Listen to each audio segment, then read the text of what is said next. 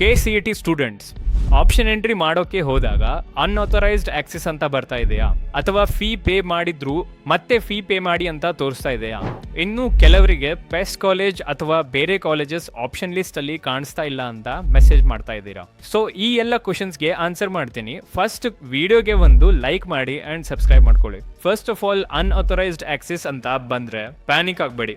Most cases ಅಲ್ಲಿ ನಿಮ್ಮ ID ಅಥವಾ ಪಾಸ್ವರ್ಡ್ ಪ್ರಾಬ್ಲಮ್ ಆಗಿರಲ್ಲ. KEA ವೆಬ್ಸೈಟ್ಗೆ ತುಂಬಾ ಸ್ಟೂಡೆಂಟ್ಸ್ ಒಂದೇ ಟೈಮ್ ಅಲ್ಲಿ ಲಾಗಿನ್ ಆಗ್ತಿರುವುದರಿಂದ ಸರ್ವರ್ ಲೋಡ್ ಜಾಸ್ತಿ ಆಗಿರಬಹುದು. ಅದಕ್ಕೆ ಸ್ವಲ್ಪ ಟೈಮ್ ವೇಟ್ ಮಾಡಿ. ಎಸ್ಪೆಷಲಿ ನೈಟ್ ಟೈಮ್ ಅಥವಾ ಅರ್ಲಿ ಮಾರ್ನಿಂಗ್ ಲಾಗಿನ್ ಮಾಡಿ ಅಂಡ್ ಚೆಕ್ ಮಾಡಿ. ಯೂಶುವಲಿ ಸರ್ವರ್ ಇಶ್ಯೂ ಆದ್ರೆ ಅದು ಆಟೋಮೆಟಿಕ್ ಆಗಿ ಫಿಕ್ಸ್ ಆಗುತ್ತೆ. ಮತ್ತೆ ಫೀ ಪೇ ಮಾಡಿದ್ರು ಮತ್ತೆ ಫೀ ಪೇ ಮಾಡಿ ಅಂತ ತೋರಿಸ್ತಾ ಇದ್ರೆ ಸೆಕೆಂಡ್ ಟೈಮ್ ಫೀ ಪೇ ಮಾಡೋಕೆ ಹೋಗ್ಲೇಬೇಡಿ. ಪೇಮೆಂಟ್ ಅಪ್ಡೇಟ್ ಆಗೋಕ್ಕೆ ಸ್ವಲ್ಪ ಟೈಮ್ ತಗೊಳ್ಬಹುದು. ಕೆಲವು ಕೇಸಸ್ ಅಲ್ಲಿ 5 to 10 hours ಟೈಮ್ ಕೂಡ ತಗೊಳುತ್ತೆ. ಸೊ ವೇಟ್ ಮಾಡಿ ಮತ್ತೆ ಚೆಕ್ ಮಾಡಿ. ಇನ್ನು ಪೆಸ್ಟ್ ಕಾಲೇಜ್ ಅಥವಾ ಬೇರೆ ಯಾವ್ದಾದ್ರೂ ಕಾಲೇಜ್ ಆಪ್ಷನ್ ಎಂಟ್ರಿ ಲಿಸ್ಟ್ ಅಲ್ಲಿ ಕಾಣಿಸ್ತಾ ಇಲ್ಲ ಅಂದ್ರೆ ಟೆನ್ಷನ್ ಬೇಡ.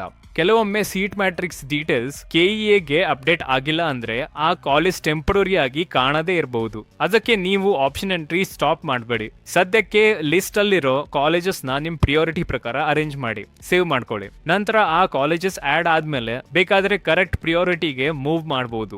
ಸೊ ಈ ಪ್ರಾಬ್ಲಮ್ಸ್ ಬಂದ್ರೆ ಪ್ಯಾನಿಕ್ ಆಗಬೇಡಿ. ಮೋಸ್ಟ್ಲಿ ಇವೆಲ್ಲ ಟೆಂಪರರಿ ಇಶ್ಯೂಸ್. ನಾನು KCET counselling, option entry, Mach allotment ಮತ್ತು ಕಾಲೇಜ್ ಅಪ್ಡೇಟ್ಸ್ ಡೈಲಿ ಅಪ್ಲೋಡ್ ಮಾಡ್ತೀನಿ. ಇನ್ನು ಈ ತರ ಯೂಸ್ಫುಲ್ ಅಪ್ಡೇಟ್ಸ್ ಮಿಸ್ ಮಾಡದೇ ಇರಬೇಕು ಅಂದ್ರೆ ಚಾನೆಲ್ನ ಸಬ್ಸ್ಕ್ರೈಬ್ ಮಾಡಿ ಮತ್ತು ನೋಟಿಫಿಕೇಶನ್ ಬೆಲ್ ಆನ್ ಮಾಡ್ಕೊಳ್ಳಿ.